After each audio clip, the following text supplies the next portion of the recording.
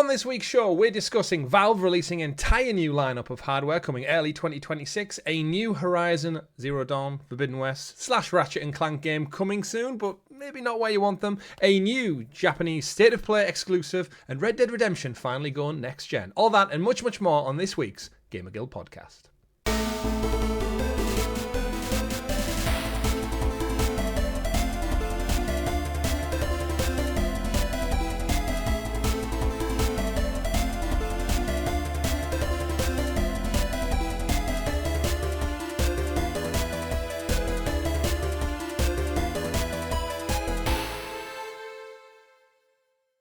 Good game, everyone, and welcome back to your weekly gaming podcast, the GamerGuild Podcast, where we get together and round up all of the week's video game news for your listening or viewing pleasure right here on youtube.com/GamerGuildTV and available up there in those digital clouds on your podcast platform of choice. Your players for the week are myself, the Arcane Rogue, and joining me, in the absence of Mr. Ritchie, the ever-present, the best episode for you to possibly return to as well because of the news, the techie teacher, Tom. Welcome back, the man in green. Thank you, mate. Thank you. Yeah, what a cracker one I've got coming back as well. Let's go for it. How have you been, man? How have you been?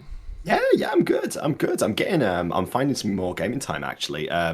Throwback to the old, the Portal just seems to just keep impressing. Like, the latest update to it, software update, has just made me really, really sort of like relish that opportunity to be able to like stream my library now.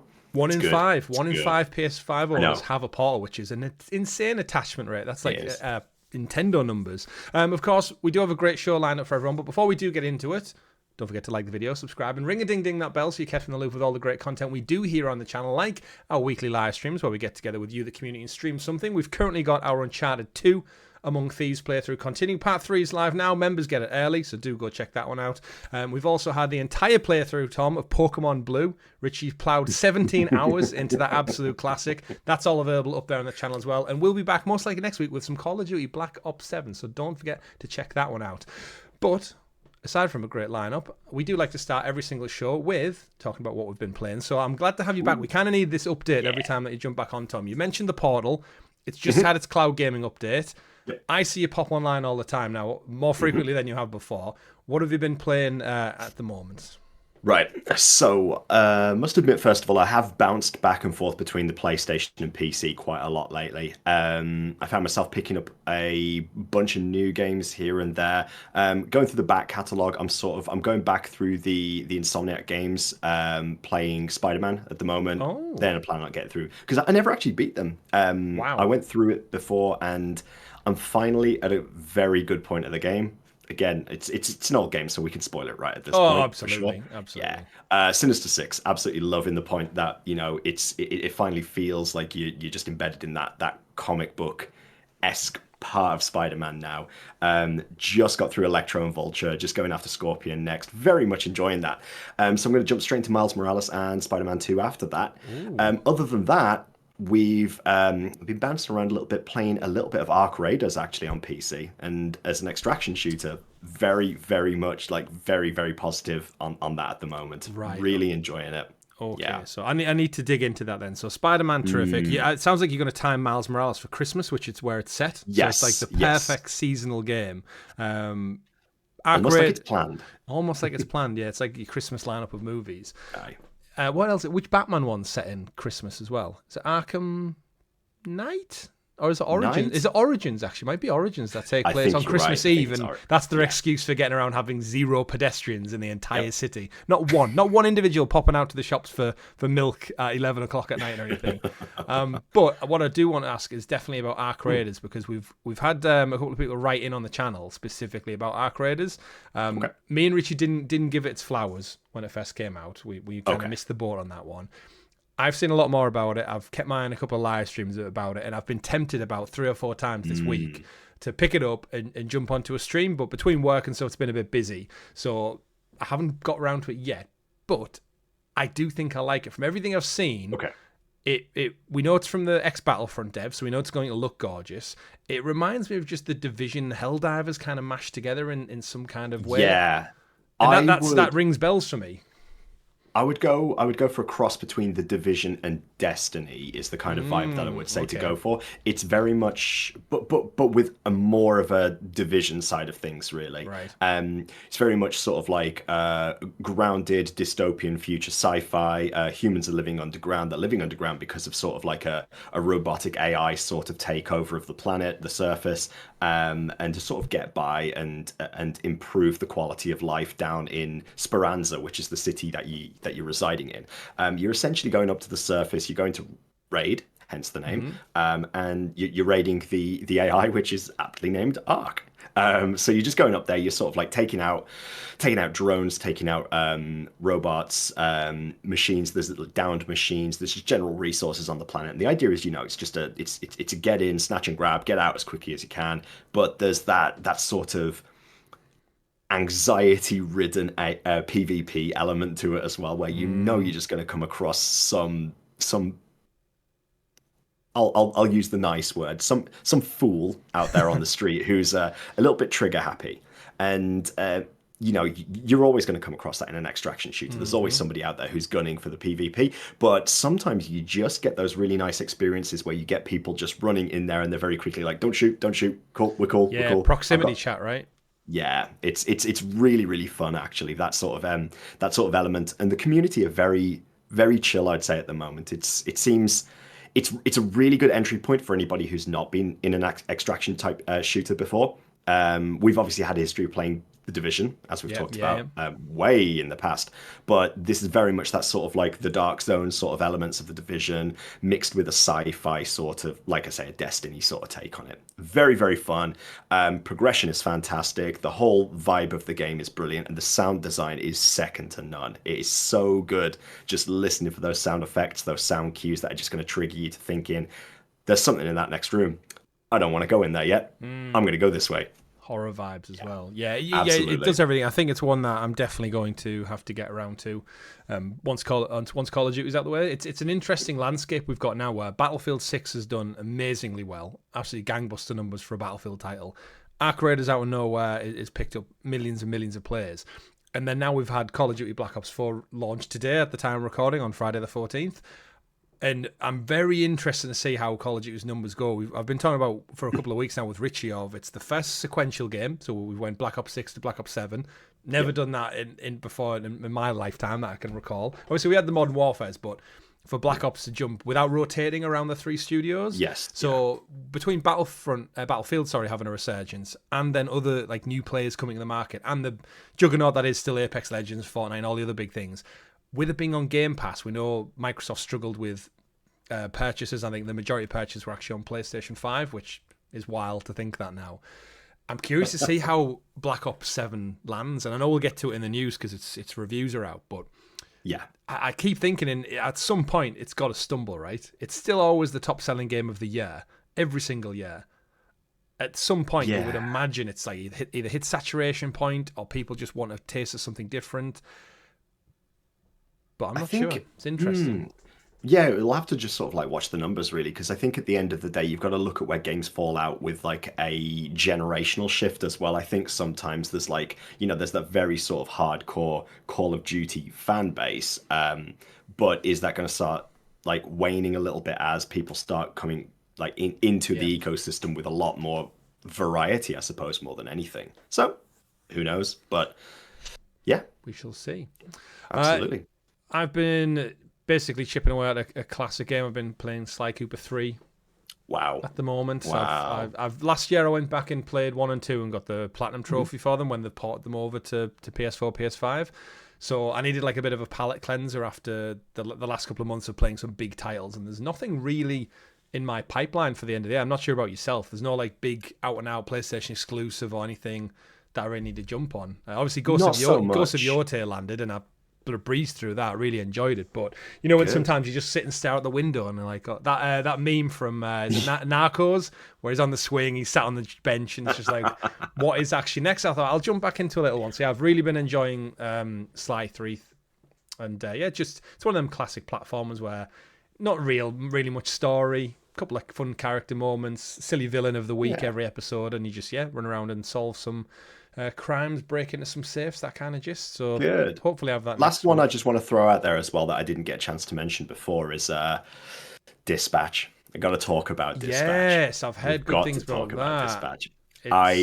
I love this game. This is really, really sort of hit home with those old Telltale style games. Yeah. The vibe of it, the gameplay just keeps you hooked. The story beats are brilliant, and the episodic element of it. I didn't think again at first that I would be buying into that. I thought, I'm going to sit back, wait, we'll see how it goes, and so on. But nah, hooked. Absolutely love it. 2 episodes down so far. All of them are out now. I'm just going to find myself bashing these through like 1 episode a day. It's so good. Is there 5 in total? 8 in total. 8 in total. Oh, brilliant! Yeah, I've heard nothing but praise from that. I've said if you're a fan of the old Telltale games, if you're a fan of Invincible, the TV series in particular, it's not the same world at all, is it? It's whole separate. It's it's stylized very, very close to it, which is even I think the logo for the game has like the yellow cape as the A, and it just looks one for one like okay. So what's the premise of Dispatch then? It's not attached to an anime, a comic book, is it, or? No, so the premise is you play as a character called Robert Robertson. Of course, great name, very comic book. Name, obviously, yeah. very comic book-esque. He's actually Robert Robertson III, so he's actually the third of his namesake, who has taken up the mantle of Mecha Man, former superhero, originally founded by his grandfather. His grandfather piloted the mech suit. His grandfather died, taken over by his father. His father also died in action as well. And so Robert Robertson III, takes up the mantle. He is hunting down a supervillain known as Shroud. Shroud is the streamer guy from Twitch. Well, this is it. Could it be? But interesting twist. It's sort of like takes him on a bit of a mission to find and locate this guy. He is the reason that his father died, so he's out looking for a little bit of vengeance. Unfortunately, he gets lured into a trap. The mech suit gets destroyed, and he gets all but taken out. He quits publicly being a superhero because he himself doesn't have any powers. It's the suit. The suit it's like an Iron Man scenario. Then. Yes. In essence. But as he comes around, a group known as SDN, which is the Superhero Dispatch Network, are essentially they're recruiting people to work as their dispatch officers in-house to try to work with superhero teams to help on the day-to-day basis with things that you would expect, your public services to work with. So local crimes, cats stuck in trees, grannies getting like stuck in car parks, things like that. And it's just interesting because you get to work, you essentially get paired up with a group of former supervillains who are on a sort of reform program becoming heroes. Okay. So your job is essentially to keep them in line, to train them up, to sort of navigate the social elements of that and putting the right villain, or the right hero I should say, into the right scenario for different jobs. Obviously they have their own perks, they have stats as well. You can level up the stats as it goes along, and you just have to sort of understand what the assignment is and just dispatch them, hence the name. It's very good. Yeah, it sounds like. How long is each episode, would you say, roughly? I would say they feel roughly about 1 hour episodic. So it literally runs like a TV show. So there's a sort of like previously on, and it ends with a nice credit sequence as well. Interesting. So it is very very, very Telltale then. Absolutely. While we wait another several years for Wolf Among Us 2, which I feel like it's been half a decade now since that was teased. Absolutely. But we will wait with bated breath. Yeah, that sounds good. You've now piqued my interest. You've confirmed my interest in Arc Raiders. You've piqued my interest in Dispatch. And yeah, once I'm finished with Sly 3, who knows? We've got the whole festive season ahead of us. But we'll talk some more about Dispatch a separate time. We'll talk some more. But what we've got in line to dispatch today, Tom, is the news. But we can't do that until you introduce us to the graciously gathered Gamer Guild Gazette, aka the news. The news. And as always, the news is brought to you by our wonderful guild heroes, those fantastic members of the channel who support us a little bit extra, just like you can, from as little as 99p. You get stickers and badges next to your name in the live chat, and the aforementioned live streams early, such as Pokemon Blue and Uncharted 2 recently, and many, many more in the future to come. So thank you to the wonderful 40 plus people who support us every single month with that. Why not for Christmas? Consider upgrading your tier. You get nothing extra for it, except for we get more support. And that helps us bring you better quality content.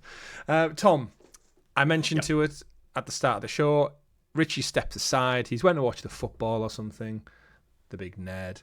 And we're now here to record. Are football people nerds? What's the general collective term for sports people? I do not know, and I do not want to start he's not a jock, is he? No. I feel like nerds and dweebs and... I think people who enjoy comics and stuff and gaming get like so many names around. But yeah, if you're into sports, it's just like, I just like sports, mate. Which we do as well, so I don't know why I'm making fun of that. It's because he's not here. Yeah, he's not here. You've always got to shit on the people who aren't showing up. But in his absence, we are here to talk about one of probably the biggest surprise news stories of the entire year. So you've timed that one fantastically well. Valve, obviously known for the Steam library, PC, a bunch of tech in the past, but traditionally they tend to keep themselves with the storefront. In recent years, they have had the very, very successful launch of the Steam Deck, which is kind of, I wouldn't say shaken up the handheld market, because I think Nintendo Switch very much did that with combining the home console and the handheld console. But yeah, absolutely out of the blue, I didn't know about any suspicions, no leaks, no rumours. The Steam machine, which is 10 years old this month actually, originally came out in 2015, is back, and it's back with a focus on PC console gaming. So Valve announced 3 new pieces of hardware. We have a new Steam machine fit for 2026 and beyond. We have a new Steam VR headset called the Steam Frame, and we've also got a new Steam controller replacing the old iteration from 10 years ago as well. Big difference this time around with the Steam machine. I don't know if you recall, Tom, but in 2015 they kind of came out and just kind of licensed the term Steam machine out to anyone and everyone. So we ended up with about 16 to 20 different iterations from Razer, from Asus, and all across the board. And I think that's where the messaging got a bit muddled of like, is it a PC then, or is it if Dell can just step in and make one, is it really a Valve Steam machine? But they've came back. We've got a little cube. I noticed it's been dubbed the Gabe Cube. Have you seen that? Name. Absolutely, such a good catching on for it. It's essentially a Series X visually sliced in half. It is literally a black cube. It does come with a couple of cool features. There is typical USB ports and stuff. There's a fancy LED light on the front which you can edit and customize. It's got a little panel on the front which you can change, and it seems like that's going to be similar to like the PlayStation 5 panels on the side. You can just pop it off, and there's going to be custom jobs out there as well. But essentially, this thing packs the power of and Valve quote this, up to 6 Steam Decks. And I guess Tom, you're our techie guy, our PC guy. I'll throw it over to you to give us a windowed breakdown of your thoughts on this whole new slate of hardware. Yeah, absolutely. I mean, first of all, can we just give a round of applause to Valve and Steam for actually finally making something to the number 3, releasing 3 pieces of hardware at the same time is something. Is this some sort of like Half-Life 3 phenomena? Some sort of extra prediction going on? Is it foreshadowing? Is it dun dun dun? But no, honestly, I've got to say the Steam machine itself, I think it looks absolutely fucking amazing, to be honest with you. I think looking at the dimensions of it, they say it's about 160 millimeters, about 6 inches, give or take, in dimensions. So we're talking 6 inches cube. It's literally meant to be about roughly the same size as, ironically, the GameCube. And it just looks good. It looks good. It looks clean. And I could see having something like that just sat nicely in a TV stand to be able to have that console experience just hooked up to a big screen. It's not invasive at all, is it? It's just not at all. Tidy little block sits in the corner. Yeah. I love the idea of the customizable LED strip, so you can have that, with whatever colors you want, or alternatively, like changing how you're going to use it. The interchangeable front panels as well is going to obviously be a big aesthetic thing for people's living rooms, for different sort of, paint colors, artistic styles, whatever you want. The hardware itself, I think, is absolutely fantastic for what it is. They're looking at some on the lower side in terms of storage, like 512 gigabytes up to a 2 terabyte model. So originally, I would say people who are probably looking to get in, who want to play a lot of the latest games, you're probably going to be looking to pay the higher end of things. I'm hoping price-wise that this is sat nicely around about I want to say like the 600 to 800 pound marker. I think if it is around that sort of price, sort of like a very high end pro level console or low end gaming PC, then this has a chance of shaking up the market, I think, because we're finding more and more people, especially we've talked on episodes in the past about how people are trending away from consoles, so to speak. Maybe in the UK less Microsoft. so. Absolutely. But obviously, since like the advent of Twitch and YouTube being like really big with streamers and so on, a lot of the younger generation are definitely more favoring of like PCs. I hear a lot of kids at school still talking about like, oh, I'm getting a gaming PC for Christmas. Yeah.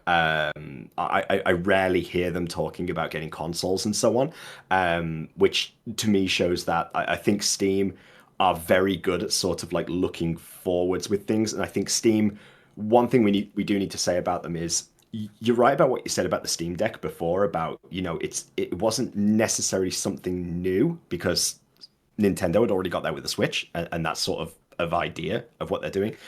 But Steam have also never actually marketed or sold the Steam Deck outside of their own stores. So like outside of buying it directly through Steam or some sort of affiliate link. They've not gone to like your Argos or your Curry's PC World and so on, and gone like, right, we want to sell these things. Steam or Valve, I should say, are really good, I would say, at sort of being trend setters when it comes to these things. They've got so much money because of their just their domination of the gaming marketplace on PC. Yeah, I think it was $4 billion they made last year. So the amount of stuff that they can put into research and development on these things to then actually get it out to the public, but not necessarily care so much about the financial recompense that they receive. I think they're more so about shaking up the industry and about shaking it up in a way that is going to move the industry forward, which is brilliant because that's what you want from tech. You want people to be competitive and for people to push the next big trend. So we've obviously heard these rumors in behind the scenes of just thinking about like Microsoft and Sony possibly looking at sort of hybrid machines in future. Yeah. I wouldn't be surprised, considering the timing of this, that it does become a sort of the next, maybe not next generation, but the future generation again does look to integrate this sort of, go back to that sort of like home entertainment system stroke PC device, as opposed to just being a games console.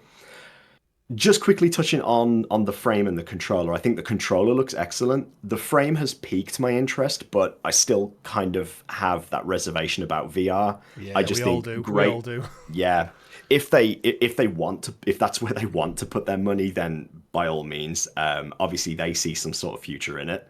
I don't think it will particularly sell well, but again, it depends what they do with it. It depends what they want to accomplish with it ultimately.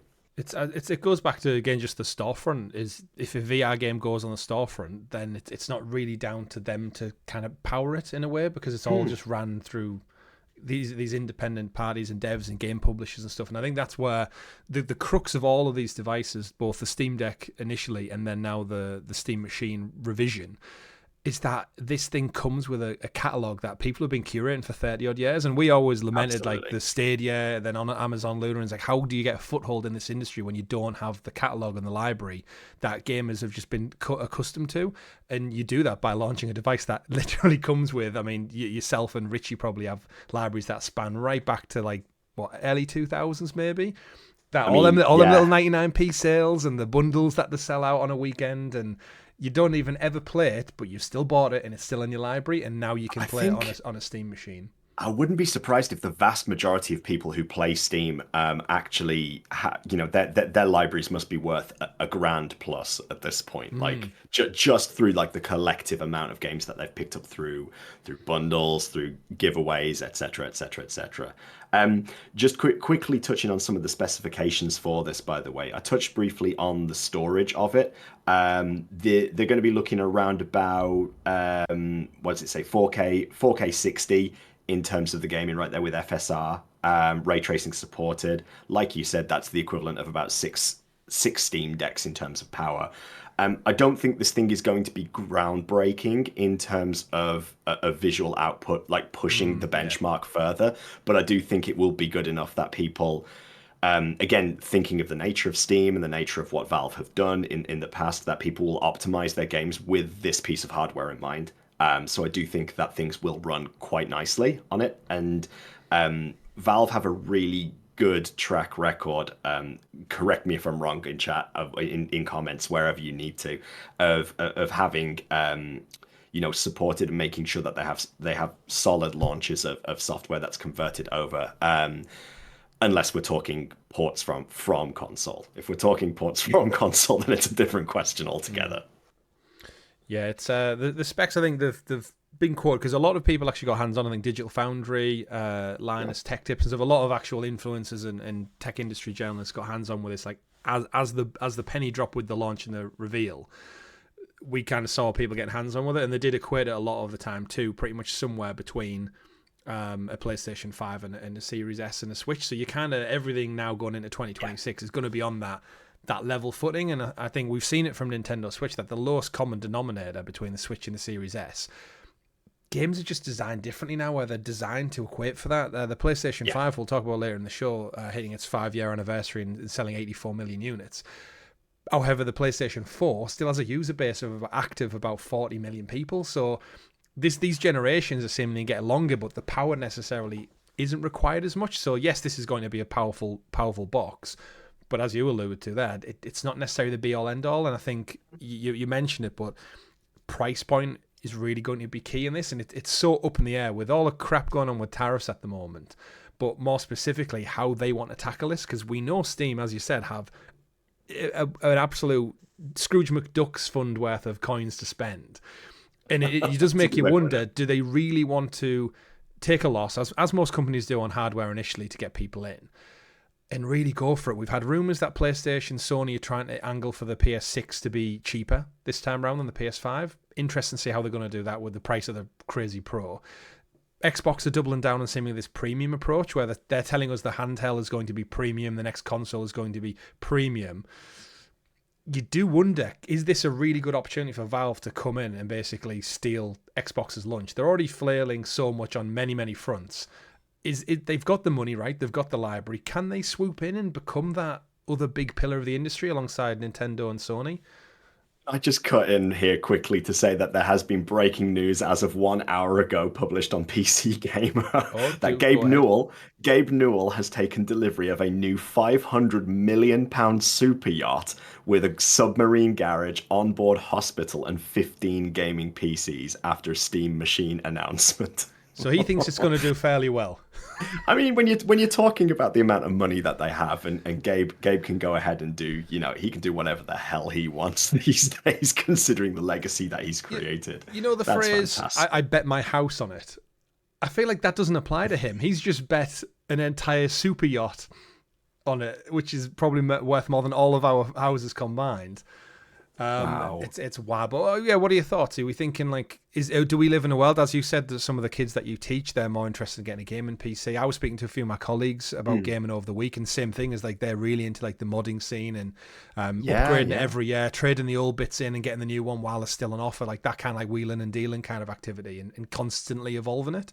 And you do wonder, are we in a place where you've got your Switch, which kind of has the handheld place, you've got PlayStation, just dominates that console market, and then here's this new machine that, aside from, remember, everything's an Xbox now as well, so you could play Xbox games ironically on this, no problem. You can play the PlayStation PC games. There's only Nintendo holding out on that kind of open source games now. I just feel like it's doing everything right, where Microsoft launched the next Xbox and people go, I'd rather have a Steam machine. Like Yeah, it's an interesting world.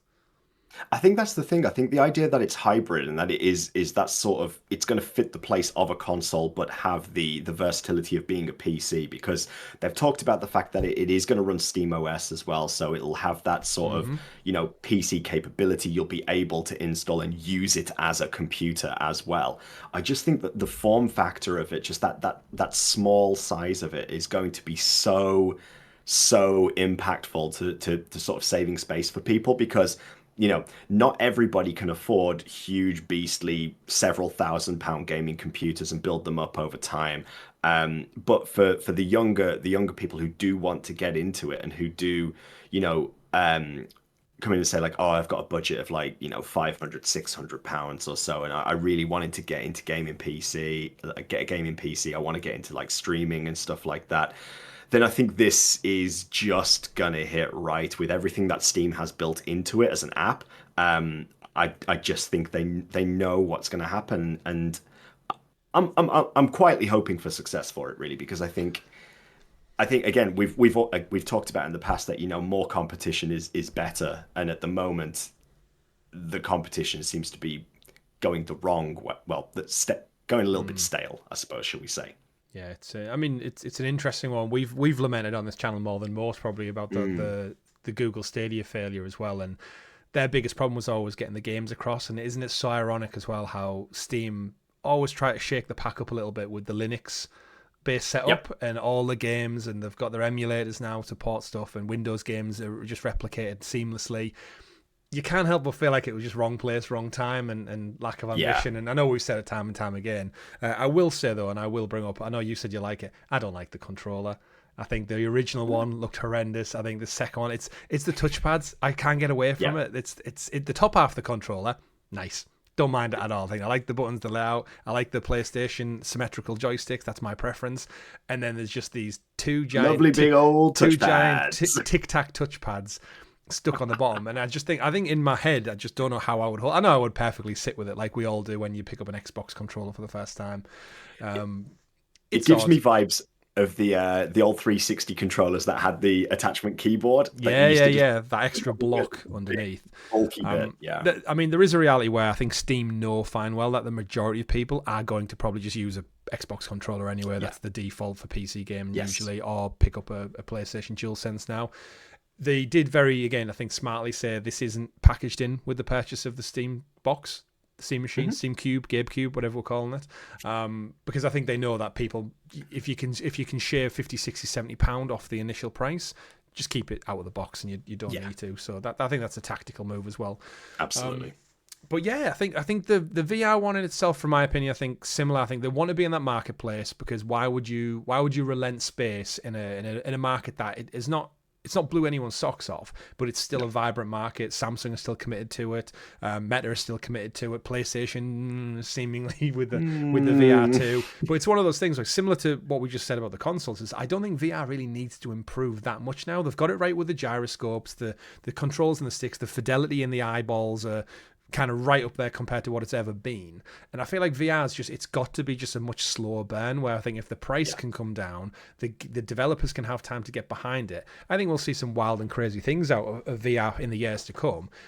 I just do think its core audience isn't your core gamers. I think people like you, me, and Richie and stuff, we don't want to stick something on our face and isolate ourselves from the rest of the world. I think our preference just is big screen experience or PC experience.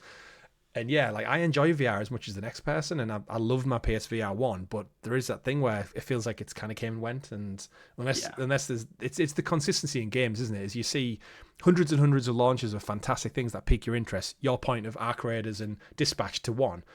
Is anyone singing praises about, oh, this week there's a new game coming out on VR. Oh, the next week there's another thing. You look at the chart, it's Beat Saber still. It's Job Simulator still. It's like those are like nearly 10-year-old games still top of the charts, which tells me and they're all games. It ain't very active.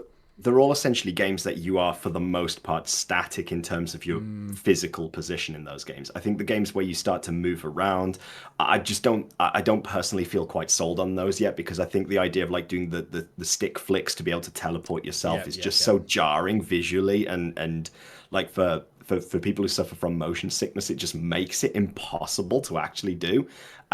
So until Steam and Valve come up with some sort of like the Omni track pads and things like that you see people using and these companies like sort of investing in. I think until they come up with something like that, which makes it a little bit more futuristic feeling, sort of like the Ready Player One sort of style, where you have a full kit, haptic suit, feedback, etc.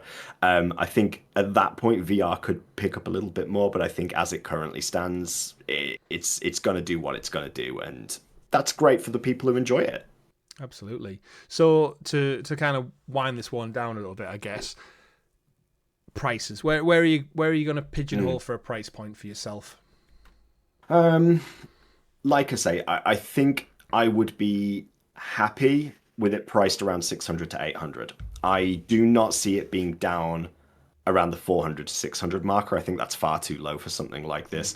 I would be shocked if this hits 1,000. If it hits 1,000, I think that is far too high at that point. So I think 6 to 8 is roughly where you're probably going to be looking. And if I see a 699 to 899, then I'd probably take that as a number. Yeah, it's that delicate balance, isn't it? It's like if they could absorb the cost and really go for that like PlayStation, Xbox traditional frame point, they could either rock the whole industry and everyone starts pivoting towards I'm going to pick up a Steam machine. But then if they go too top end, you do think to yourself, well, just get a PC then. If you're going to commit nearly $1,000, you might as well just go an extra 100 more and make it a lot more customizable for the years to come. Because I know they've said about this is quite component based, but ultimately it is still a locked in PC. I'm sure the models will take to it as well. But when you look at the industry as a whole, you can pick up a Switch 2 standalone for $385 right now. That is a big price cut. And I know it's different games and it's a different ecosystem and stuff. And you've got your Steam Deck alternatives, I guess, to that as well. And then if you get a PS, how much is a PS5 now? Just a standard PS5. Let's have a look.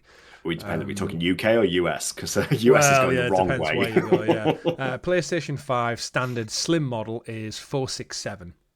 Okay. So that's fair.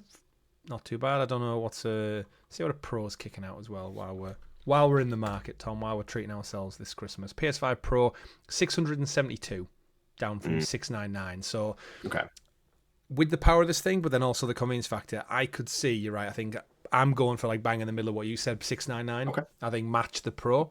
So then you've got that open source stuff of the library, but then also you're comparable to something else in the market. So then you have that genuine one-for-one thought process of, right, do I want a PlayStation with its exclusive and its PS Plus and everything?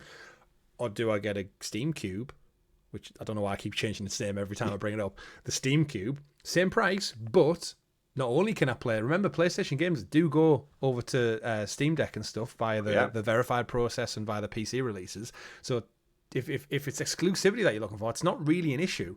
But if they match one for one in price, I think it might really give people food for thought. But yeah, I think if they push it too close to $1,000, I think they risk doing an Icarus and flying too close to the sun and trying to make money, and then you're back to, well, I could just go get a PC then, and I wouldn't have to worry about it. So, absolutely. But my word, have they just shat all over Microsoft's plans for next year with another console? Can they buy? I mean, they can't buy a win. They bought Activision Blizzard, and that hasn't bought them any good graces, it would seem. We're coming out with a new console. We're going to start next gen early. It's going to be more PC based. Everything's an Xbox, and then one of the biggest platform, if not the biggest platform for games, is also everywhere. Just goes, we're bringing out our first console style thing in 10 years. Have at it. It's They also said that they're going to be launching this early next year, like January to March in Q1. So, the pricing should be imminent essentially at this point. Yeah. It's just so it's one of them moments everyone at Microsoft must be thinking. Like, PlayStation will stay the course. Like, we know that the 84 million units sold, they're fine. Nintendo can stay the course. They're like, what? Switch 2 is the fastest selling piece of hardware in US history and stuff. So those two are fine. It is genuinely Microsoft who've just gone this downwards trajectory. And again, we say downwards trajectory. It sounds so negative. There's still 30 odd million Xboxes out there. I think you, me, and Richie have all jumped on the Game Pass bandwagon in recent years for the first time ever. And I thoroughly love my Xbox as much as the next person. But then you do wonder, it's like, now there's another rival. Google Stadia fell off. Amazon Luna's doing its thing. So maybe all along, remember when Phil Spencer stood up and said our rival isn't PlayStation and Nintendo. It's actually Google and Meta and Apple. It's like, no, you were wrong, Phil. It's actually Valve that was sat there all along, working in tandem with you, helping you out with the launch of all these handhelds. It was your best friend. It's always the one that stabs you in the back. It was to keep your enemies close and your friends closer or something. Other way around, that one. But yeah, it's been an interesting one. I'm curious to get our audience's thoughts. Do let us know in the comment below if you're in the market. I know a lot of folks now, Discord server, absolutely adore their Steam Deck. They're talking about it, and it does just feel like, PC gaming and just that kind of that wider scope for playing anywhere and everywhere on anything. It's bigger and better than before, and I think the industry definitely, especially if PlayStation lean more into this like kind of PC style overlay with maybe just a PS skin. Be interesting to see where it goes, because again, at the end of the day, they are all just fancy PCs, aren't they, with a bespoke UI. Yeah. That's all they're doing. But yeah, interesting future. I might have to consider one in next year, depending on the price, because I'm still kind of half torn between wanting a Steam Deck. I was excited to see what Xbox were doing with a handheld, and then the Asus one didn't really do. I was looking for something a bit more official, exclusive first party. And then, as you mentioned right at the top of the show, the Portal's absolutely fantastic at the moment, and it's just, my needs are being satiated without really the need to look elsewhere. So options are plenty. Just like we have options are plenty in our news stories, Tom, which brings us to our second story of the week, moving on from Steam and Valve. Actually, you know what? We can't move on. I need one last little quick one. Does this thing launch with a Half-Life 3 or a Portal 3? Like, if they need a big killer app to launch this thing in the like for people to really want to buy one, imagine if it came with Half-Life 3 or Portal 3. See a world where something is announced at TGAs. Like, I could see a world where that happens. Game Awards next month as well. I know I'm gonna go and say, personally, I'm gonna say no. I think if they were to announce, as crazy as this sounds, I think if they were to announce a Half-Life 3, that would just completely overshadow it. Just because of the sheer amount of memery about it at this point. Portal 3 potentially, but I'd be surprised if a Portal 3 was released before a Half-Life 3 at this point as well. We were saying about like their run up to launch, but could you imagine if we got this seemingly amazing trailer? It's got 3.3 million views, so it's a popular trailer. And then we get the launch date revealed, maybe in the new year. Then the price reveal, and it's like, oh, it's actually reasonable. It's not crazy expensive. And then there's a Half-Life 3 or Portal 3 at launch with it, exclusive or something like that. I don't know how they make exclusive with it being PC, but crazy. It's crazy. Anyway, pivoting on to us. I just noticed in our doc, and I was like, I can't get away with not mentioning the potential game. We forget Valve make games once every decade. That's the thing. Half-Life Alyx, apparently the only fantastic VR game we've had since the launch. So, as I alluded to at the top of the show, Call of Duty Black Ops 7 is here, the sequential follow-up, and what do you know it? It's good. It's got about 84 on Metacritic. It's currently sat at. We'll pull through a couple of reviews as per usual. Of course, this is available on Game Pass Ultimate at the moment, available on PlayStation 2. Not PlayStation 2, it's available on PlayStation 5 too. Windows Central gave it a 9 out of 10, and they said Call of Duty Black Ops 7 is nothing short of ambitious, expanding on the classic Call of Duty formula with more cooperative gameplay opportunities and just enough nostalgia to keep things interesting. Not all of the game's 7 pillars hold up due to a light content at launch, but there's potential for post-launch seasonal content to make up for its shortcomings. Reading from another one, I'm not going to read Screen Rant. Actually, I can read Screen Rant. Give an 8 out of 10. They just said the biggest Call of Duty isn't the best. That was their short and sweet summary, and yet they've gave it a decent score. A couple of people do have still a review in progress, so we'll pull from The Guardian. They give it an 8 out of 10, saying, whatever you think about the series and its problematic role in how the mainstream games industry works, how it is perceived, and types of communities it engenders, this is a slick, thrilling entertainment. Nowhere else could you be blasting a giant robot in a corporate science lab 1 minute and then playing a modern take on Atari's Super Sprint the next. Value matters right now, and this is, as is almost everything else, Call of Duty does not hold back. It's a maximalist paean to the ultimate troubling truth of video game design. Shooting stuff on a screen is a hell of a lot of fun. Okay. Some journalists go too far with their word salad, don't they, to just explain what they're trying to say. Still a lot of in reviews. You'll probably see a lot more rollout over the weekend because it has only just launched. I don't think Influence got the hands on it too early this time around. IGN so far said its campaign is a wild one thanks to a scope of ambition. Not every roll of the dice pays off. There's enough enjoyment to be found across the 11 missions of the campaign, so it doesn't feel like a dud when you play it. But there is a co-op version as well, of course, and beyond that, its end game has the seeds of a good idea that could be nurtured into with future efforts, but something that comes across as a little repetitive and supplementary to the Black Ops 7 story it's trying to tell. Satisfying gunplay, very quick movement abilities, providing solid foundations, a reasonable mix of styles on show, even if it's not firing on 100% cylinders at all times. Despite being a step down from last year's exhilarating Call of Duty Black Ops 6 campaign, it certainly takes some big swings. They just don't always land. It's not bad, it's not good, it's simply okay. Currently got it set at a 6 out of 10 for IGN. Right. But yeah, I guess I throw it over to you, Tom. I played Black Ops 6 last year. I really enjoyed the campaign. Me and Richie did a little bit of zombies on the channel. We did a little bit of multiplayer as well. Got our asses handed to us, as I expected as 35, 36-year-olds. In terms of Black Ops 7, though, where are you sitting with the Call of Duty franchise right now? I have not touched the Call of Duty franchise for a while. I keep seeing the videos. I don't know whether it's just the sort of reputation it has at this point that doesn't interest me so much, or whether I've just like fallen out of love of the genre.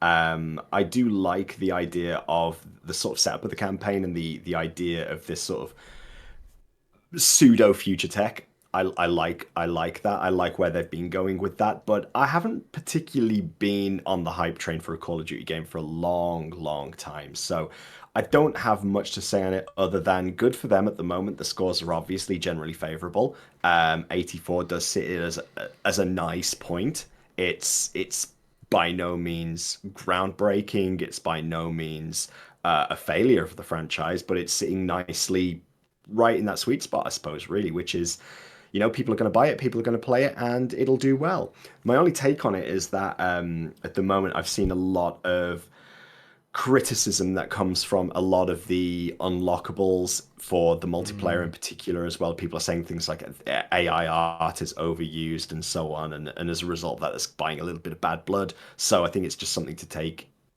in if you're in that sort of realm. But otherwise, if you're looking for a damn good shooter that's top of the range AAA, then it's gonna tick the box, isn't it? Yeah, absolutely. It's one of those with Call of Duty. I think it's suffering from stuff that other franchises, such as like Assassin's Creed and such, have suffered from. Need for Speed, where it's just been so drawn. Like, I feel like my entire lifetime is like a teenager onwards has just been every year you get a Call of Duty, and they got into a great rhythm with rotating between the three studios, Sledgehammer, Treyarch, and the third one misses me, Raven Studio, I think Raven. Yeah.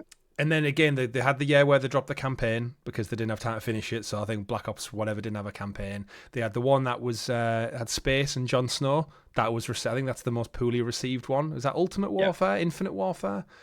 They have so many names. So insert something Warfare. And then kind of got all carried away. We got Warzone, of course, came out, and then you had your kind of Fortnite-esque skins came to Call of Duty, and it started getting more about having crazy fun action rather than like grounded warfare. And I always thought it was ironic how they go from the launch trailer reveal and they say like, oh, we analysed every gun, every weapon to get the correct sounds of like the reload chamber and the cartridge dropping out, and then on the flip side someone's ear's got a chicken hat and they're jumping around in a bright neon pink suit with fire boosters on their feet, and you think they're not really the same thing. And this is where I think Battlefield's had a really good boon this year of like they dropped all that and they doubled down on just realism and warfare. And that's why I think your old school gamers and people who are a bit looking for a bit more authenticity in this field, they've kind of flooded to Battlefield because it kind of replicates that. Even last week, I think me and Richie covered it where there was one skin that showed up that had a slightly blue neon tint to it. Everyone booted off. It got pulled from the storefront, and I think they apologized. Went, you're right. Like, they're trying to dabble in it for microtransactions, but keep it simple. And with the whole Game Pass model and stuff, the numbers are now skewed because you can't look at the sales figures because a lot of people check it out on Game Pass, myself included. So I'm not a buyer of the game. I just jump in, check it out. Runs great, plays great. I think undeniably Call of Duty, they've got the shooting mechanics nailed down. It feels so slick. Always does, and that's always been one of the strong points. I enjoyed this campaign last time around, I said, and I think that they are struggling because of the fatigue. they're now stuck in this world where like they're linking in with this nostalgia, but the story's so long in the tooth and a bit wild and zany now anyway. Similar to James Bond in a way, like how many stories within the same universe do you tell where it's just, right, go there, kill the bad guys, go there, kill the bad guys. And especially in such a highly, I guess, political climate now, when are the Russians the bad guys? Are we still doing Nazis? But without going back to World War, when we didn't have drones and lasers and missile targeted systems. And it's such a delicate balance. But I think for me and you, and I think people who fell out of it, it is because it's like, it just, for me, it's felt like very much the same stuff, albeit it's gotten better and it looks more visually appealing. It's more bombastic than ever before. I feel like it's just like treading on the same stuff over and over again. Yeah. And I think, unlike sports games, racing and football and stuff, was it where it's a whole different type of yearly iteration. And that's what brought Assassin's Creed down in the end, didn't it? Where it's just like, you keep doing more of the same, and each game seemingly has diminishing returns year on year. But like I said, 84 is a solid score. I'd expect nothing less. I think 8 or 9 is your pretty much standard seal of approval for a Call of Duty game. But a lot of them reviews there, reading them, with having not played it yet myself, a lot of those reviews just seem to lean into, it's more of the same. It's not terrible, it's not fantastic, but it'll satisfy your shooting, killing, blowing up needs for the month. Here's another round of Victoria sponge cake. Essentially, yeah. You'll enjoy it, you'll eat it, you'll feel satisfied, and then same will happen when someone brings out the next cake in a couple of weeks' time. Absolutely. Yeah. Good one to take. Let us know in the comments if you are playing Call of Duty, and more importantly, let us know if you're going to join us next week as we stream the game through the power of the cloud as well, and we'll get a first look up on the channel, no doubt, in the coming days. PlayStation did a state of play this past week, surprised everyone a little bit, because we had one not too long ago, back in September. Another one, everyone thought, oh, what is this? And then PlayStation kind of announced that actually it's going to be a little bit different. This is going to be a Japanese exclusive state of play, streamed Japanese time, streamed in Japanese with English subtitles. So for the first time ever, we kind of had the tables reversed on us, and the poor Japanese folks, because Sony being a Japanese company, have had to watch game trailer, game announcement, reveals, all these big gaming things in a second language, which you must think must hurt a little bit. Like if everything was made in the UK or America or something, and then we had to sit and watch it in another language. Like, why is it always in Spanish? Why is it always in Chinese? And instead, the poor people over in Japan have had to watch everything done in a second language with subtitles. So we're the people now who finally, deservedly so, have to suffer through reading subtitles. State of Play Japan. Didn't know what to expect. They didn't really make a big song and dance about it. We didn't know if it was going to be the same as what we became used to knowing, or it was going to be something bombastic akin to a PlayStation showcase. We haven't had a lot of announcements from the studios, but ultimately we got a couple of reveals. We're not going to go through them all because I think personally, Tom, it was a bit of a weak showcase. It's one of them. I think it's very much catered towards Japanese audiences' tastes, and we saw that in a lot of the game announcements. A lot of the stuff, disappointingly for me, we already knew about. That's what caught me off guard, is when I was kind of watching. I watched through it with a couple of YouTube channels that I watch, and I did just think, we knew about that from Summer Game Fest. We knew about that from a random announcement. We knew about that from this state of play. Is there any way you'd like to particular start with it rather than go through a chronological order? I think for me, the main takes I took away from it were mostly looking at the hardware aspects of things. So I think that they announced a dedicated monitor, didn't they? That had like a charging stand on it, which was the most fucking out of left field thing that I just wasn't expecting. Although weirdly enough, they announced it like after the show finished. They brought in like the animation of like, thanks for watching, and then they revealed the monitor. So it was like almost like trying to sneak it in at the end there. It's a separate thing. Oh, by the way, we forgot this one. Push it quick. Add it in. But yeah, it's got a little charging stand for DualSense. 1440p it's locked at, which I guess if you sat there close to a monitor, you don't really need 4K. PlayStation leaning in. We know they've got the last state of play we got, actually, I don't know if you saw it, they announced like the random tower desktop speakers that come with like DualSense. So they're slowly building a PC just without the component of the PC. You've got the speakers, you've got your mouse and keyboard, because Sony have the whole range of PC stuff now. You've got your dual bud earsense with that special PlayStation Bluetooth exclusive that pisses Richie off all the time because he can't use his regular Bluetooth speakers with his Portal. We got a hardware announcement on that one. We got a couple of updates for Gran Turismo. It's getting its first paid DLC. It's called Power Pack, comes out next month. guess if you're into Gran Turismo, that's there. There was a lot of reveals for things like Monster Hunter Wilds gets its new title update drop as well. We saw DLC for Dynasty Warriors coming in January as well, called Visions of the Four Heroes, which is fantastic. My brother will be hyped about that one. But yeah, everything else in between felt like just like little updates. They even started the show with Dragon Quest VII Reimagined, showing off all like the cute little remake of the characters. But we'd seen that. Octopath Traveler 0 got a demo announcement, but we'd seen Octopath Traveler 0. So yeah, I kind of watched the whole thing just thinking, it's either not for me or I've seen it before. There was no... And again, I know from a Western audience, we've got just very different tastes and stuff, and a lot of the anime stuff is just lost on me because I'm not into it. But yeah, I think the biggest announcement that came out of it was the new expansion to Elden Ring Night Reign, wasn't it? Absolutely, so that was it. Yeah, Elden Ring. Always ever the popular. In terms of the villain, I know a lot of people were calling out the big boss in it was Dark Souls boss at the end. Is it Virtuoso, I want to say, is he called? Or Virtua? I can't remember what his official name was. But Elden Ring just keeps the gift that keeps on giving, right? Yep, absolutely. Did you ever get any further in it? I know Richie got to a boss or two. No, you're more Dark Souls inclined than any of us ever have been. I'm in a bit of an awkward it's complicated phase with Dark Souls at the moment, where that's my relationship status has changed with it, where I have Elden Ring. I never really picked up Night Reign. Whether I will or not still remains to be seen, but I've got Elden Ring. I've just never really played through it. It's just been sat coincidentally on my Steam library more than anything. So maybe one day between January and March next year, we'll see. Yeah. But no, I know obviously a lot about it. I've heard about the great successes of it, and I know how big the numbers are for it and how much it has done for FromSoft. So great that the DLC is coming out, and great that they're adding more things that taps into those more historic Dark Souls stories, I suppose, really, more than anything.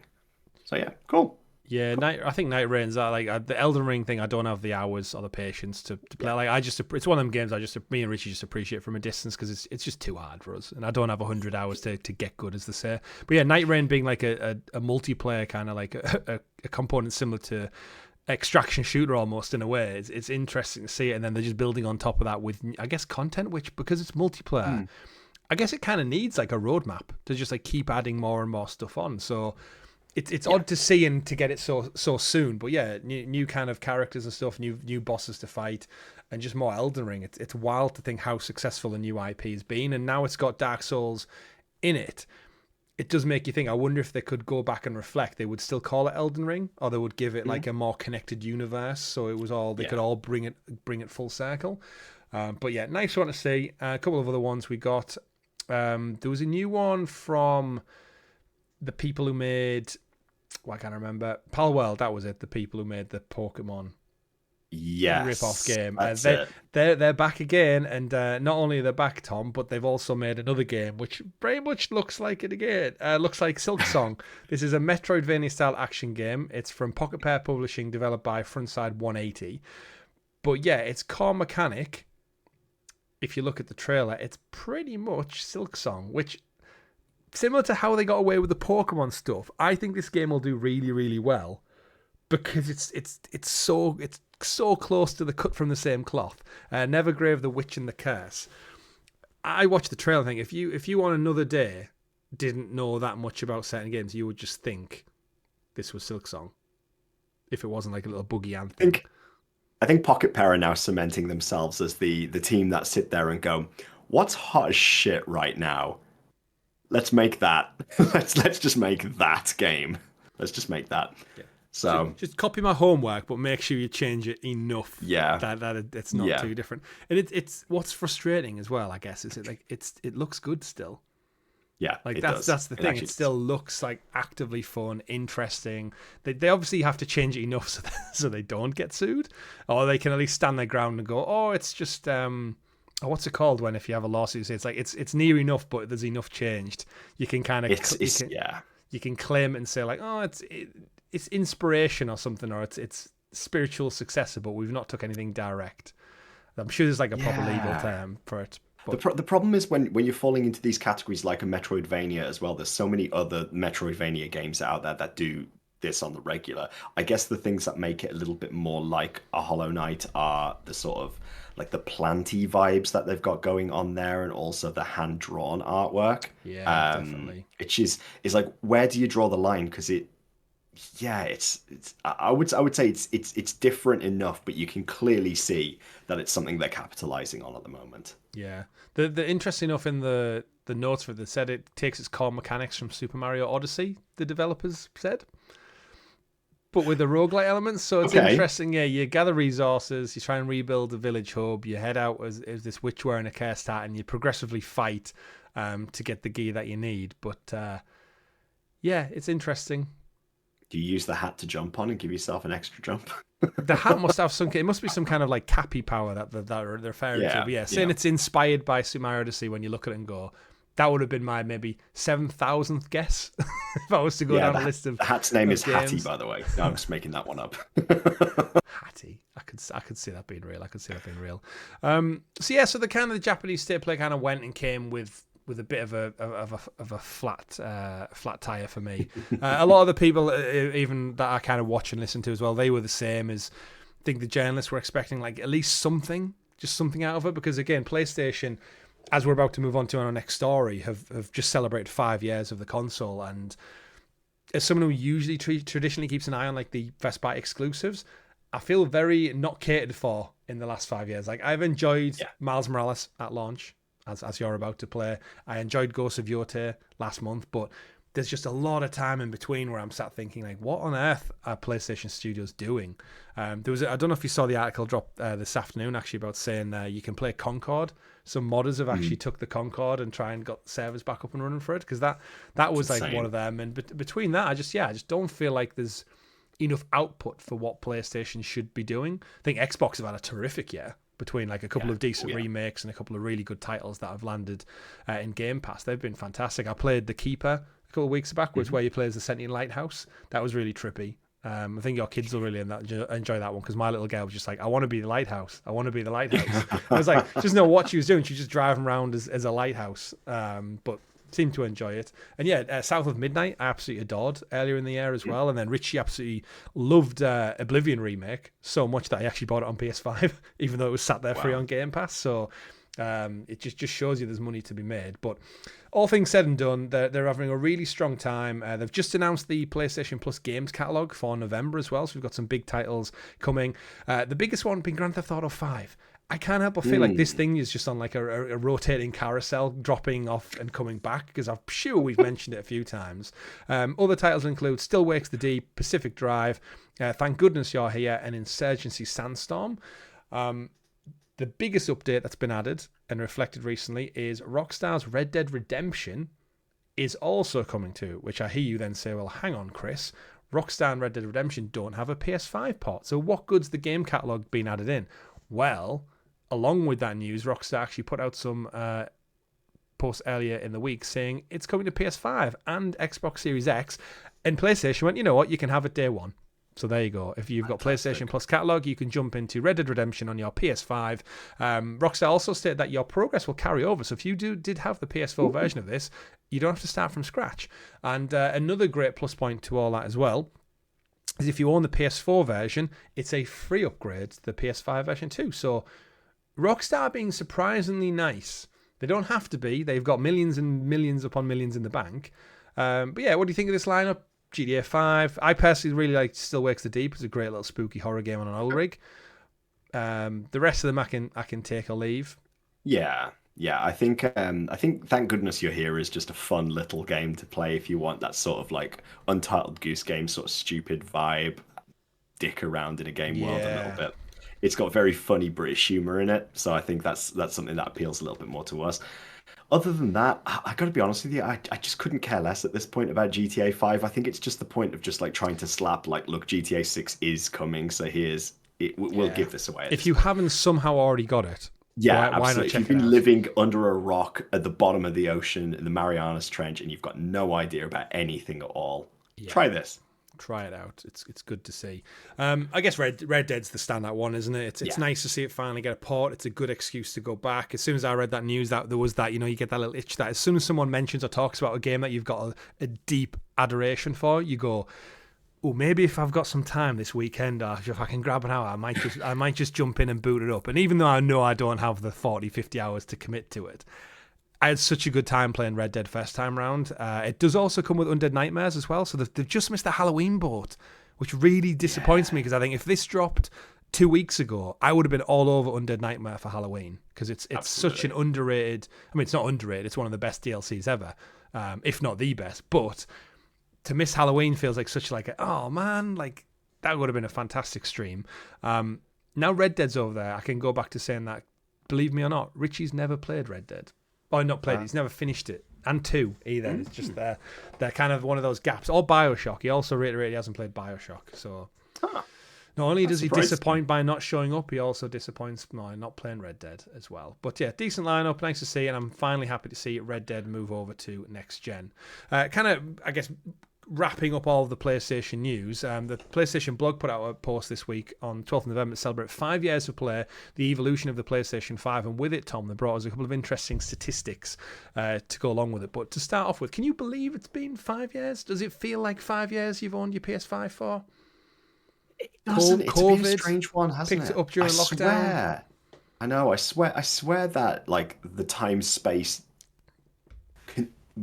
whatever the time space in general is just wavy, and it's just time is just getting shorter and shorter. Because 5 years already. What? Yeah, you were, because the PS4 in 2020. I remember the summer of 2020 before. Well, when lockdown kind of was a thing, we got Ghost of Tsushima. And we got The Last of Us Part 2 within about a 1 month window of each other. And I had a fucking amazing summer playing those two games. And then, I went and picked up my new PS5 in November. I got Miles Morales with it. I got Sackboy's Big Adventure. And I remember that Christmas had been like a happy little schoolboy unboxing his brand new console. And here we are already half a decade later. And that's back to my point. The output of games... I don't feel like I've really played many standout ones this generation. They've been iterative, and I've enjoyed them. Horizon Forbidden West, God of War Ragnarok, both absolutely love them. Some of my best games of all time. But I just feel like it's been missing a bit of something. But during the blog post, PlayStation essentially go through the generation. They've got some really interesting statistics. They kicked off in 2020, as I said, the beginning of the generation, with loads of interesting features. They've said screen share, which was one of the features they touted, apparently has been used 1.6 billion times and over 900 million hours. I've never used screen share once, and I also forgot it almost existed. I remember it being there at launch, and they kind of talked about it and said, oh, yeah, you can share your screen with other people. You can have your friends watch you. You can pass the controller over if you get stuck on a certain part. 900 million hours and 1.6 billion times been used. I find the most baffling statistic of this whole blog post. Crazy details. That's insane. Absolutely. 2021, they said cross-generation share play. There's been used 700 million times. The PlayStation app integration has seen 5.6 billion game captures shared. That one I can believe. I've used photo mode, I think, more this gen than I ever have before. It's very much a kind of staple in a AAA beautiful-looking game that you have to literally stop and smell the roses, don't you, and take a picture of them and pop a filter on and add the logo and add the frame and then share it to your app. I wish the app didn't delete stuff so quickly, though. I think it only keeps holding for 14 days, maybe. Yes. And then you forget and you go back and go, oh, I'll pull that for a wallpaper background, and it's gone. You think, damn it, that's gone. Too bad, so sad. Moving on, we got lots of new controllers, lots of new accessories, of course. The DualSense Edge was announced back in 2022, which, again, insane how pricey that is, but it's still there. Cloud streaming access for PlayStation 5 launched during the demise and the death of Google Stadia. PlayStation hit us with a full game catalog, game trials purchased from the PlayStation Store alongside cloud streaming. They then pushed the boundaries with brand new accessories. We got the VR2 launched alongside the PlayStation Buds, and for you, me and Richie, the PlayStation Portal launched as well. Did you get the black one? I got the black one when they released that version. Yes, that's the PS2 one, isn't it? That black, midnight black color palette. Yeah, I had the white one, and I've got the 30th anniversary edition one now. You have, which I traded in the white one for it. So it's that thing where I love playing it, but when you You also think I should have just left it in the precious box. Of it. I am very precious. Yeah, if I ever see my daughter with it, it'd be one of those like horror moments. So in the midst of that, they also celebrate their 30th anniversary. 30 incredible years of PlayStation as well. Moving on to 2024, we got the PlayStation 5 Pro, so that's already 1 year old as well, pushing the boundaries, and I think arguably if the games are on it should in theory outside of PC be the best place to play AAA games at home. And then we round out 5 years of play, and PlayStation, from their stats, they say there is more than 7,500 PS5 games, a lot of which I'm sure are shovelware, over 4,000 creators, over 84 million consoles sold globally, over 100 billion hours of gameplay logged on the PS5, and over 40 billion trophies collected on the PlayStation 5. So trophy hunters are doing themselves proud. But I guess the ringing statistic of all that, Tom, is 84 million consoles sold after 5 years. So if that replicates it over the next 5 years, that beats the PS2 with 160 million lifetime shares. Just looking at that statistic there of the top 3 most played single player games: Assassin's Creed Valhalla, God of War Ragnarok, and Hogwarts Legacy. I'm quite surprised by that, actually. Like, I can see Ragnarok. Mm-hmm. Fair enough. Hogwarts Legacy, I guess. Hogwarts Legacy pipped Call of Duty that year. It's the first time Call of Duty has not been the biggest selling game. So that's mad. People love a bit of Potter. Yeah. But right. What do you think? 84 million? Can it do another 84 in the next 5 years and take it past the PlayStation 2's record 160 million? I don't know. I think the PS2 is going to still kill that. Where do you think the generation's going with this thing? Because I think sometimes my PS5, like as we said there, the way time sometimes feels and the lack of game output, I don't feel like it's even got started yet. And that the rumours and talking about in the next 2 years, I have to think about somehow forking out another 600 odd quid for another console. And I just look at it and think, it absolutely serves its purpose. I don't look at any games and think they look old. I don't look at any games and think they'll run poorly, albeit like a couple of framey things and bugs here and there. Like I'm just... Yeah, Chris, at this point, it's the argument of diminishing returns, isn't it? Really, it's got to be whatever is groundbreaking and changes the experience. I think because I think graphically we're looking at diminishing returns. Like I don't see loading times getting any quicker. I don't see. I mean, you already can't even read the helpful hints on the load screens now. You get like halfway through the sentence and then the game boots in. You think shit. Missed my my special tip. The one thing, because you'd like to think it would tail off from that. I think the Nintendo Switch was almost on track to catch up with the PS2, and then Sony added another 5 million sales onto their record out of nowhere on the 30th anniversary, which I think is such a smart ass thing to do. The big difference for me this generation is Grand Theft Auto next year. I know it's just recently been delayed, November next year. This console, PS5 in particular, is already on a good track record as it stands. 84 million, it's the fastest selling PlayStation of all time. It's keeping toe-to-toe with the Switch for all intents and purpose. The big difference in 2026, Nintendo Switch ain't going to have GTA. Xbox is, but we've already lamented their problems enough on this episode. I keep saying to my colleagues, my family, when I talk about it, saying that GTA is going to be so big. And actually, weirdly enough, Richie, I don't know what the comments said in last week's episode, Richie doesn't think it'll be that big as everyone's making out. Really? He doesn't know. And really? I'd be interested to see where you sit, because I said, we were talking last week about the delay and saying that everything else kind of needs to get out of its way, including Marvel's Wolverine, which was set for fall 2026. Richie doesn't think that they would have any overlap or clash, and I was completely against them. For the first time, we had totally different opinions. When I said, I think you need to avoid GTA like the plague. Even though they are similar, like they're not exactly one-for-one games, I think just the zeitgeist this game is going to have, everything in its gravitational pull will get eaten alive. Whether it's a good GTA or it's bad or it doesn't quite hit the same as the last one, I think just the general public of the planet is going to be consumed by this game.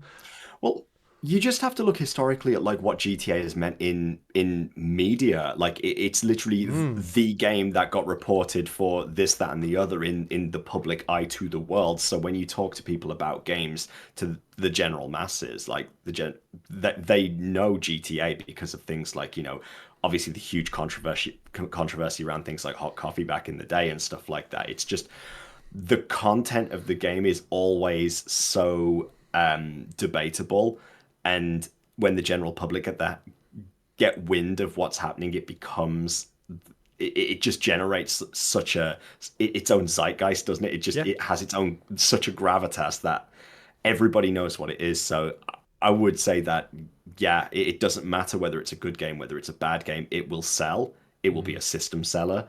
It will draw attention. And I mean, you can just see like you'll be like me. We have friends who are either sat on a PS4 still, or they've got a PS5 maybe, but they don't really play much outside of like your FIFA or your Call of Duty and stuff. And when this comes around, I guarantee everyone's going to be talking about it, because everyone's going to come out of the woodwork and go, oh, I remember the last one back when we were like 23, 24-year-old. And it will be like a moment in time. And like if you're an influencer, if you think about the way the zeitgeist work, if you're an influencer and you're not streaming or playing GTA, what are you doing with your life? Yeah. If you're a news outlet covering technology or any kind of just big stories, you're going to be covering this. If you are politicians, there's going to be conversation around guns in games and violence and prostitution and everything else that's going to be wildly brought up in Grand Theft Auto again. Big difference this time, it's going to look so photorealistic. Anything slightly 18 plus content, it's going to be more graphic. It's just, you can see it triggering every known party. We're going to lap it up. We're going to absolutely love it and enjoy it. And I didn't think GTA 5 had the best type of gameplay realistically. The story was fun. I enjoyed it, but it just has this pull to it. It really, really does. So if you're out there and you're thinking about getting a PS5 or an Xbox, because it ain't coming to PC.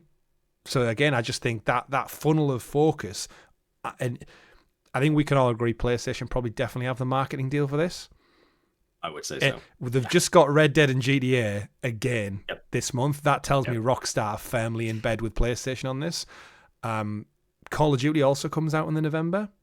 I think if you're a gamer and you've got a choice between Call of Duty, whatever next year's looks like, and GTA, you're going with GTA. Even up against Call of Duty. So it's one of them, isn't it, where I think PlayStation 5 sales are going to see such a boom where we look at PS4, did really, really well. We look at Switch, did really well, but none of them had a generation title like the next Grand Theft Auto. 2013, the last one came out. Your PS3. Insane. So bad, so crazy. It's absolutely wild. So I'm very interested to see. Obviously, as a PlayStation player through and through, I think 84 million is actually ahead of where I think they probably deserve to be based on their output. But it just shows you there's just a hunger for gaming, isn't it? And it's there. Right, we do have some two big stories, so we'll kind of sandwich these two together, Tom, because they're kind of in the same guys. Right. We got some PlayStation game announcements this week. Two big, massive stalwarts in the PlayStation back catalogue, Horizon and Ratchet and Clank, famed for being PlayStation exclusives. They no longer are, Tom, because we got two new announcements: Horizon Steel Frontier and Ratchet and Clank Ranger Rumble. Couldn't find the name on the page there for a second. Have just been confirmed, but they're coming to mobile. So NC Soft, which you knew were working on a Horizon MMO inspired by Guerrilla's open world franchise, the game actually leaked on Thursday, so they just pretty much came out and announced it because it was there. It was a full... the way it was found as well, I don't know if you read the piece in the article, it was a link to a Google Drive was found, and the video for the trailer was just in there. And it was shared. It was one of them, you know, when you can sign up to be a content creator and they kind of give you access to assets and materials just in that folder. So someone just found it and went, oh, wow. So the full thing was shared with like developer commentary and everything. So they just went, you know what, just get it out. Just get it out. Earlier in the week, we did have the Ratchet and Clank game. So this one was a bit more official. It came out from Insomniac. It's not made by Insomniac. It is made in partnership with a mobile studio as well. This one looks a little bit more like your typical just shooter, similar to kind of like what Overwatch looks like, with some Ratchet and Clank cartoonish visuals and daft weaponry. Where would you like to start? The controversy about Horizon or the controversy around Ratchet and Clank? both not being on PlayStation 5. I think let's start with Horizon, because that was the first one that you talked about. So let's just go chronologically. Absolutely. With this. I think it's crazy because I think the world of Horizon and the concept behind it lends itself so well to a huge open world sort of MMO style thing. We obviously know that the huge controversy of Light of Mutiram and stuff like that as well that we've got to think about. And I just think, mobile? Really? Yeah. It just seems it seems like such a wasted opportunity. Yeah. Like, don't get me wrong, the game looks good in the trailer. Like, it does not look like a mobile. But then we need to remember, mobiles, the latest iPhones run like the latest Resident Evil game and stuff now. So your mobile, the device in your pocket is by no means a slouch. But yeah, just not putting it on its native home seems like such a sting to fans of the franchise, fans of PlayStation. Again, I've just lamented PlayStation's output this generation. If this was coming to PS5, I'd buy it and check it out. But what I'm reluctant to do is play it on my phone because I don't want to. Name's pretty sick as well. Horizon Steel Frontier. That's a cool name. And robot dinosaurs are cool, and I think it does lend. It very much looks like Monster Hunter as well. Like, it lends itself to an MMO. Like you said, the character of Aloy, for the most part, you can pretty much just swap her out and just give a random character in that world the weapons and the tools to just go fight giant robot dinosaurs. That's cool. I just think it's a world that they could have like a good live service plan for as well. Like if Sony were able to put the resources into it and get it out there, I think there could be an audience for it. I know for sure as somebody who has had like quite a past of MMO experience, and I try to keep up with a lot of news to do with MMOs and so on. Mm-hmm. The marketplace is very, very dry for something new. Yeah.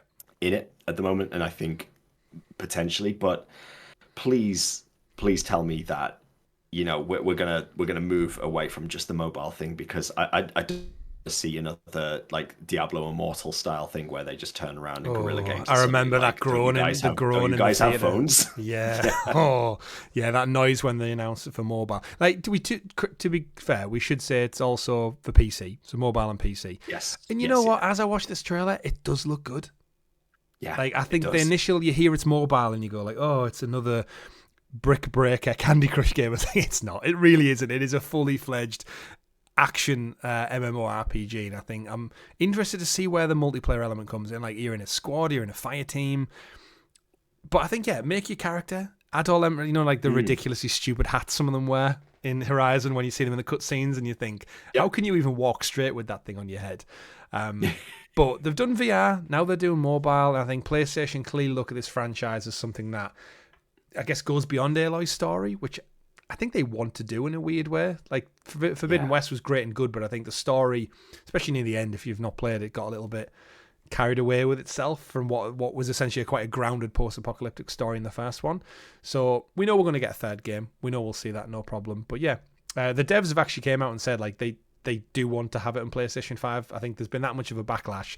They've probably been asked at every press junket they've done already, and they said, the franchise is doing perfectly well. We're doing this as mobile, but they have said, the most common reaction after the announcement was, why isn't it coming to PS5? And they've said, NCSoft, the devs have said, there is no reason not to bring it to a PS5 console. We'd like to do it, but it's not something we can decide on our own, so we need to proceed with discussion. So it sounds like they've been contracted by PlayStation to make it for mobile and PC. And then I guess, if it's probably one of them in the contract, it'll say, if the game does well and sells well, we'll do a port for PlayStation. It just, as a PlayStation fan, it seems the wrong way of doing it, doesn't it? Yeah, it does. It just seems like, considering it is considered like one of those sort of like staples, first party type things, really. I think for me, one of the big things that sort of confuses me about it is, I guess maybe it's because we're not so much in the mobile gaming marketplace ourselves, where we're not playing games like Resident Evil and so on our phones. How big the player base is for stuff like this, I suppose you've got to be in it to recognize that, because it does just seem like PC, great.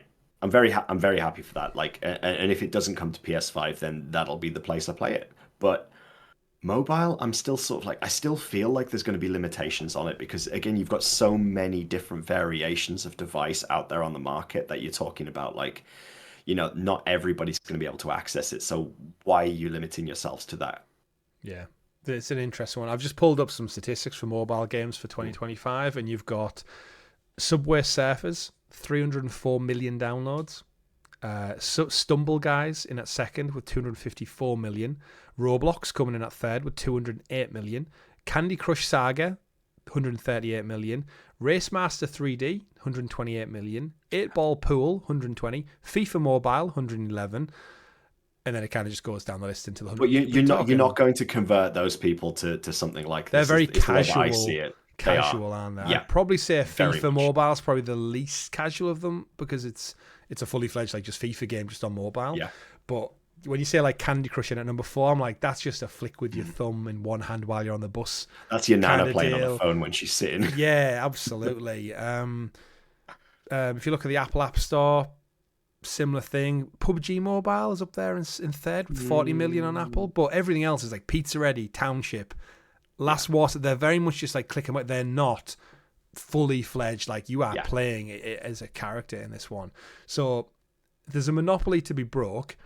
I do think things like Warzone Mobile and Fortnite being on mobile, I think it has opened it up where I think, again, we always think of ourselves, don't we? Whereas there is an entire generation, as we used to say in the Stadia days, that they don't care about controllers. They don't care about the buttons as much as we do. I hate touchscreen gaming, but they don't because it's all they've ever known. And they've got a phone from when they were probably 6-year-old. So they probably got a phone before they got a console anyway. So it's no surprise like that's their preference. So I can see the long-term goal of PlayStation going, you know what, if we can get them into Horizon now, and even if they do 100 million downloads, that's still a success.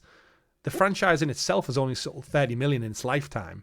So anywhere near 30 million just for one game, obviously not at a full £70 price point, but I think to introduce them to the world, we know there's a TV series in the works, I think, as well. They're trying to go for that like Last of Us, Fallout synergy. Shout out to Fallout, by the way. I can't wait for that next month. Absolutely. Not too far off. And then I guess to pivot over, Ratchet and Clank, Ranger Rumble. I think this one probably has I don't want to say a better chance because I think they're both on equal footing, but it looks more in line with what I'd expect to see out of a mobile game with this one. It's, like I said, Overwatch, cartoonish. Yeah. It's quirky in its nature because of Ratchet and Clank. You're going to jump through multiple dimensions, have loads of colourful characters, and just run around and get points at the end of the day. Thoughts on this one? Yeah, it gives big sort of like Splatoon vibes, doesn't it? Really, little bit of like what looks like almost like Rocket League type gameplay as well there. So yeah, definitely something that I think lends itself more to mobile. This one I can see being is it going to be a huge success? Again, I don't really know. It's one of these that I feel like it's a dime a dozen again at this point, really. I do think, weirdly enough, do you know when this would do really well? On the Switch. I think if they published it on the Switch, I think that's a much better audience for this type of game. Looking at probably the age they're looking at and the type of humour and art style they're going for, I think if you're like a 10-odd-year-old and you've got a Nintendo Switch for Christmas, I think this would appeal to you massively.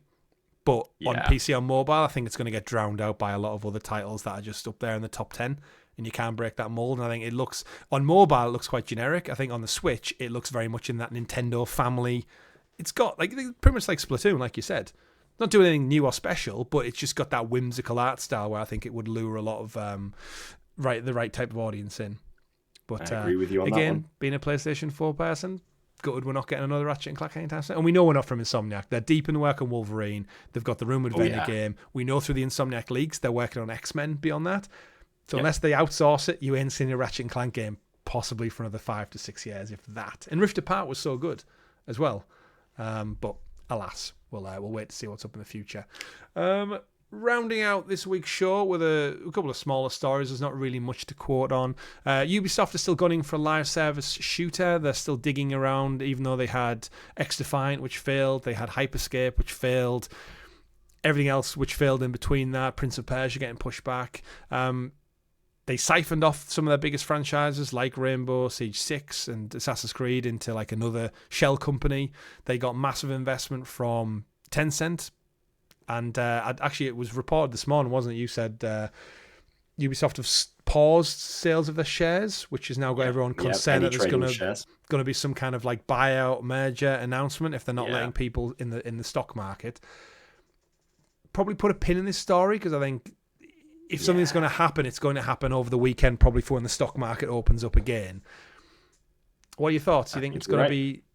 Have they been bought out? Are they shutting down? Are they merging with someone else? I think my first thought is, what is the definition of insanity?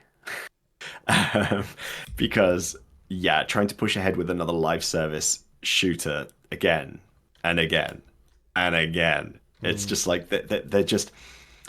I just think the way that Ubisoft is such a crazy story for like the last 20 years, isn't it? Really, of like what has changed, where they were at the highest of highs, and now just. I don't know. My gut feeling with them is that they're a bit of a laughing stock of the gaming world currently, and just the where they're going and the decisions that they appear to be making. I do think that there are specific IP that they should just focus on at this point now, and they need to there needs to be some serious leadership change. I think everybody in the gaming world agrees with that, apart from the people in charge of Ubisoft. The Guillemots. They need to let it go, don't they? Just like sell up, take your millions and millions. Like, you can go and have a beautiful. You can go live on Gabe's yacht with him with all their millions. But yeah, I think you're right. It's been in almost like a managed decline from Ubisoft, and they'll always make money because Assassin's Creed's too huge to fail in a way. Shadows was fantastic. Valhalla made them over $1 billion, so. Yeah. They're not got a problem with that. Far Cry, next Far Cry will come out and still do good. There's not a problem with that. But then they try and dabble so much in these failed like lives as a service games, and they're constantly just trying to chase that golden goose, aren't they? And they are. Beyond Good and Evil, where the fuck's that? Who cares? Where's Prince of Persia, Sands of Time remake? Who knows? Splinter Cell? Who knows? Rayman? Who knows? Like, they've got all this IP that they are sitting on. The Crew kind of fizzled away. Riders Republic fizzled away. Where the fuck's the Division 3? Like, if they got out the Division 3 any time in the last several years rather than moving on to other things. I enjoyed Star Wars Outlaws. I really, really did. But it just didn't sell. It didn't shift the numbers. But I partially put that down to Star Wars struggling in general rather than just Outlaws being poor. Put out the Avatar game. That's actually what I'm going to go back to this Christmas because of the third-person update that comes out for it. Because I only played a few hours in first person when it first launched. Didn't vibe with the first-person Avatar. I wanted to see my Navi. I wanted to see the big arrows and jump around through the trees and the beautiful world they made. So yeah, 2 weeks' time there's a third-person. You play the whole game in third-person, which I think that's going to now totally rechange it. So I'm down for that. But again, didn't sell that well. And you do wonder, Ubisoft, like, how long can you drag Rainbow Six Siege out for? For Honor's ticking away in the background. But yeah, they just... I think similar to a lot of studios, they fell foul of. They've done nothing new, really. Yeah. Like, they've no new stories have been told, and it is just leadership changes. Like, there's only so much Just Dance can carry you through year after year after year. Absolutely. And we'll see. I'm probably sure when the time this episode goes live on Monday to the general public, there'll probably have been some kind of like big reveal. Tencent have bought them out. The Dhabi Emirates and stuff have bought them all out and whatever, but we shall see. Or maybe they folded like a deck of cards and all of the franchises just get shipped off to everyone. Like, who did it? Who used to do it? Was it not Activision? Not Atari? Who were the ones who folded when we were like in our 20s? THQ. That's what I'm thinking of. Yeah, because then they came back in under THQ Nordic, didn't they? Yes. But all of the games we used to love was THQ at some point. And then the last one, rounding out the show, Tom, Super Mario Galaxy Movie got its first trailer, and we now know we've got Rosalina and Bowser Jr. showing up in the trailer. Rosalina being voiced by the Nintendo superfan that is Brie Larson. No surprise there. She did the Switch 2 adverts earlier in the year, so it's like she's clearly like in there with Nintendo. And the person voicing Bowser Jr., I have no clue who he is. Yeah, Benny Safdie. He's only previously been listed in like directing roles, so it's interesting. But... I saw a few reactions where his face showed up, and everyone kind of just went, "I don't who what's he doing?" But I half thought they were just going to go with Jack Black and just pitch his voice up a little bit to like a child. But yeah, what are your thoughts on the trailer? Love it. Absolutely love it. I love the vibe that it's given. Sat down with Josh. We watched it together, and we were just like we're gonna go watch this together. We're absolutely gonna go watch this together. So, yeah, I gotta say, like, I know it wasn't the greatest rated movie, and I know its its story is very straightforward, but the Super Mario movie was good. It was good times for me with where I am at with my kid right now, and I think just the next logical step, the Galaxy movie is going to be fantastic. I'm really looking forward to this. Yeah, exactly the same. My plan is I haven't took my little into the cinema yet, so it's a case of like, well, how do we stack this up? And next year is essentially Mario, Frozen 3, and I'm sure there's another big one, which is like, right, what a great, the Bluey movie. So next year is like the year to start taking her to the cinema. The kid movie, yeah. I'm with you. Like, I enjoyed the Sonic movies as well, but I thought, Mario, even though I'm like not the biggest Mario fan, I've enjoyed the games, but I'm not like, he's the biggest thing ever. I thoroughly enjoyed the movie. That was fun, whimsical. It was that thing where I think it's definitely aimed at kids, and there's a good reason for that. I think Nintendo have always found there's a market for kids and family. It is their bread and butter. Galaxy looks fun. I'm interested to see how they're going to introduce all these new characters and worlds, and do we see like little cameos of when they fly past the planet and it's full of Yoshis, or it's got Pikmin on it, and then the Nintendo universe exists? Do we fly back and there's Metroid Prime in the background? Like, do they start adding these Easter eggs in? We think we're getting a Donkey Kong spin-off movie at some point as well, which I can see. Mario is going to be, you're going to get a Mario movie from Illumination. How many? We've got like, 4 Despicable Me movies, 2 Minions movies. This is going to be milked. Rightly so, for as long as it needs to be. There'll be a Luigi's Mansion spin-off. A horror, like, I mean, it would work, right? Luigi, we saw his mansion in the first game. Like, I would totally watch a Luigi's Mansion movie. Yeah, fun, whimsical, one for the family, and hopefully we get another absolute banger from Jack Black as well, because that Peaches one was stuck in my head for a good 2 months when that movie came out. But hopefully you won't have to wait that long. But we like to end every show by rounding up what this day is in video game history. We're recording on November the 14th, so looking back, anything stand out for you, Tom?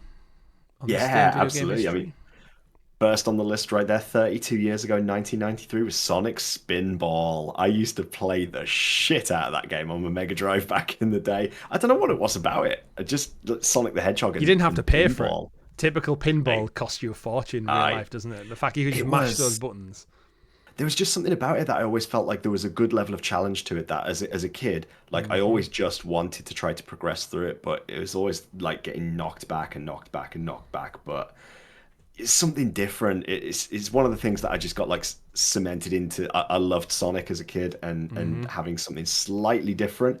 My mum was really big into pinball, so like a bit of a strange one, that one. But like, yeah, Sonic Spinball was just, something about it. I don't know what it was. It's just, what a game. Hit the right spot. Absolutely. 20 years ago, 2005, was WWE SmackDown versus Raw, which was the first time, I think. It was the first time, I think, as a kid, I realised that SmackDown and Raw were the same entity in the same company. Like, when they had the separate shows and they had the rivalries and the crossover. Like, I know it was all just one big business, but as a kid, I thought they were like absolute rivals. Like, the marketing worked on me as a teenager. It was like, okay. And then when they had a game that, because prior to that we'd only got SmackDown games, so SmackDown versus Raw was like, holy shit, it's like it's all coming together. It's like an ultimate showdown.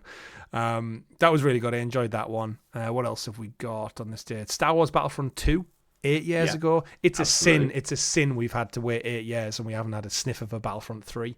Especially when they had like their Resurgence Day earlier on this year, where it had like more players than ever before, even at launch. And I'm hoping that it just comes back as some kind of like live service platform.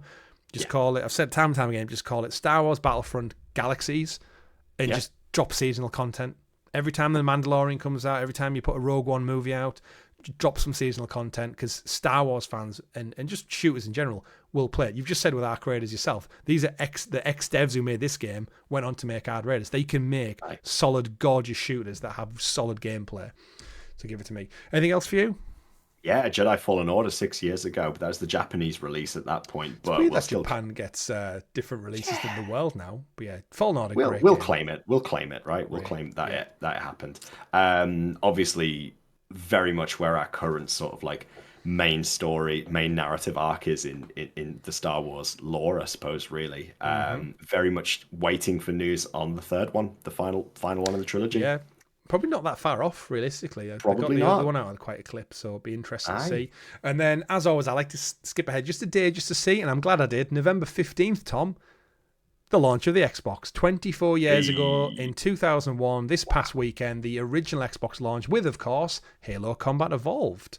Did you see Halo Campaign Evolved announced? Absolutely, yes. Looks fantastic. It's such a stupid name. Campaign Evolved. It is. However, I'm completely sold on it already. Like I'm 100% going to be getting that. Yeah. It's just, there's just too much nostalgia there, and I'm really looking forward to it. It works. And I guess to full circle that with you, Halo Infinite also launched 4 years ago on the Series X, so that's already 4 years old. And back to your Japanese point, Jedi Fallen Order came out on other platforms on the day after. So Japan got it a day early to PC, PS4, Stadia, and Xbox One at launch.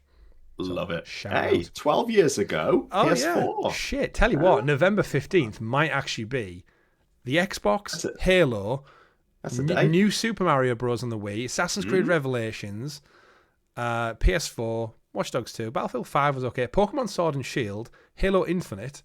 That's a solid day, you know. If you're gonna, yo, don't forget Kinect Disneyland Adventures.